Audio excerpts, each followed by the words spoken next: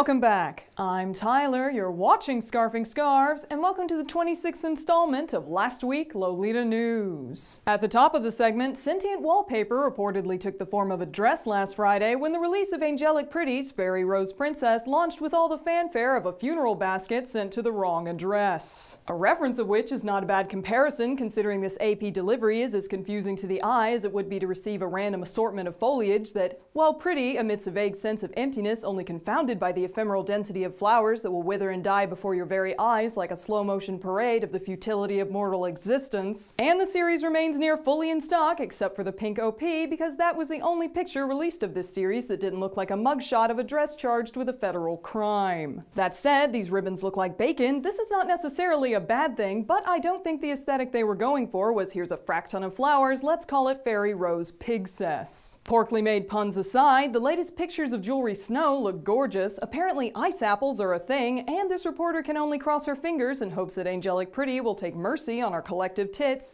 and release a cut of this that doesn't make anyone above an A cup look like a lumpy lampshade stuck in a blizzard. I'm willing to suffer if it means snowflakes, but so help me, I will complain about it until I'm blue in the face. Meanwhile, Lovely Snow Fantasy looks like what happens when you leave a major Japanese brand alone in a basement with Taobao in general. I don't even care because bunnies and bears, frack, I'll even wear this atrocious dicky-ass nightmare if it means teeny rabbits living in equally teeny ice apples, sleeping with even teenier stuffed rabbits because small animals are my weakness and I have the aesthetic integrity of a pile of beans. A word to the side, a dickie is a type of fall shirt some men used to wear under tuxes, mostly to hide dingy, harder to wash shirts underneath, and now you know more than you needed to about an antiquated form of lazy frippery just so I could compare the bust of this dress to what happened to Elmer Fudd in a corny concerto in 1943.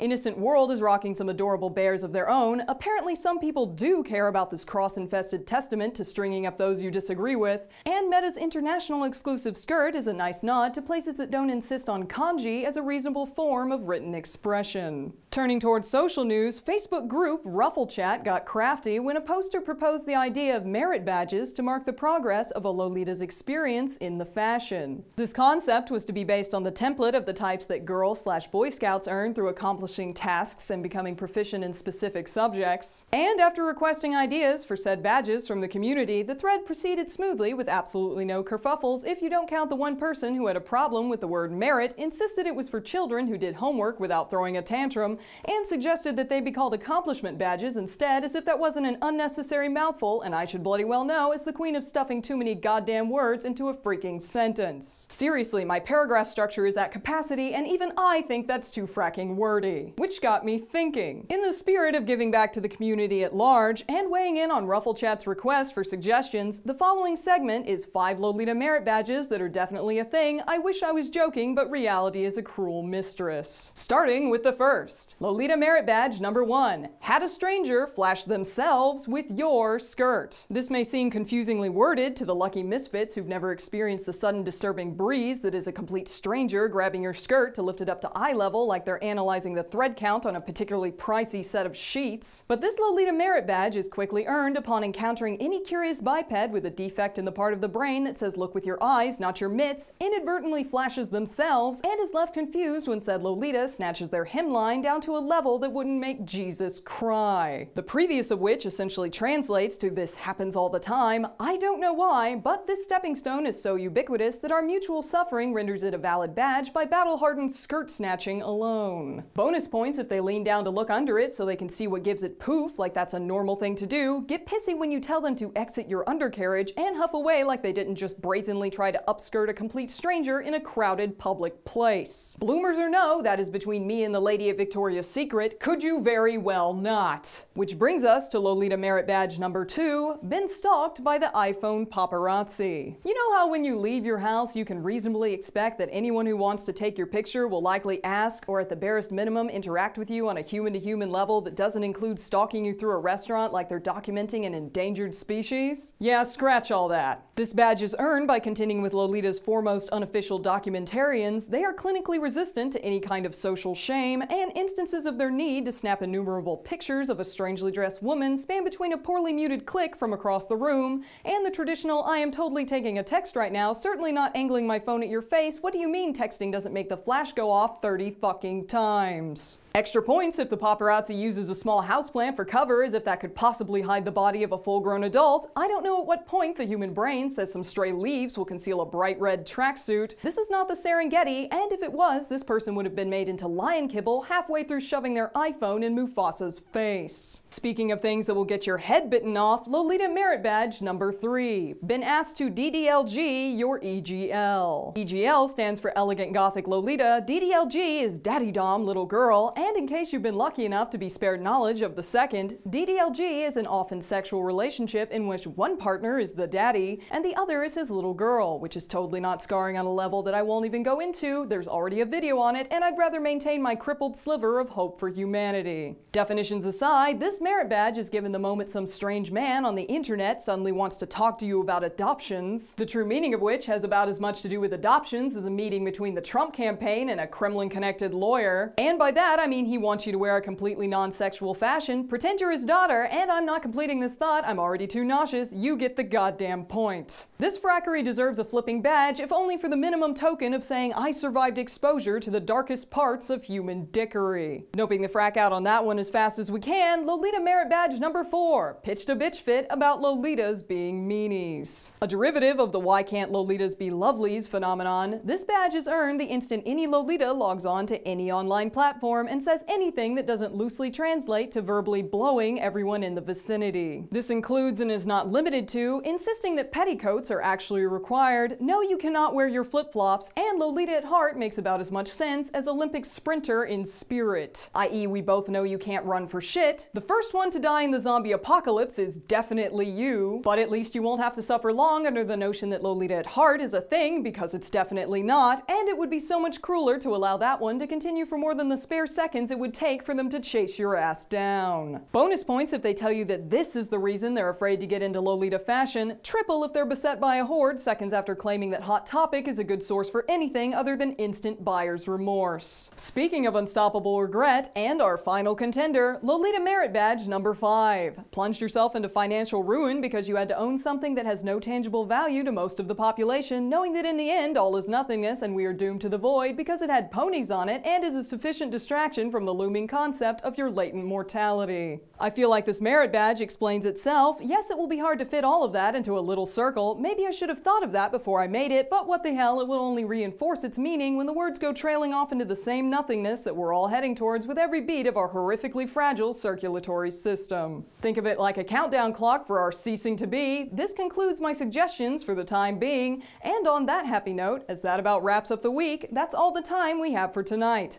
Thank you for watching Last Week Lolita News, and be sure to tune in next week when we tackle the tough topics like why does AP want us to suffer, is there an upper limit for human depravity, and can sexual harassment sell a t-shirt, next time on Last Week Lolita News. This has been Tyler, you've been watching Scarfing Scarves, and I'll catch you next time. Hey there, thanks for watching this latest installment of Word Salad Run Amok. I'd like to send an astronomical thank you to my patrons whose continued proximity to this project has been the sole dividing factor in the battle between coherent content and indecipherable expletives punctuated with screaming. And should you have the sudden urge to give up the species, identify as a dick and watch all of humanity burn from a distance, head over to patreon.com/lastweeklolitanews for the sake of further content distracting enough to ward off the looming sense of utter doom lurking behind every message request from a man with a fedora. Thanks again, guys, and I'll catch you next time on Last Week Lolita News.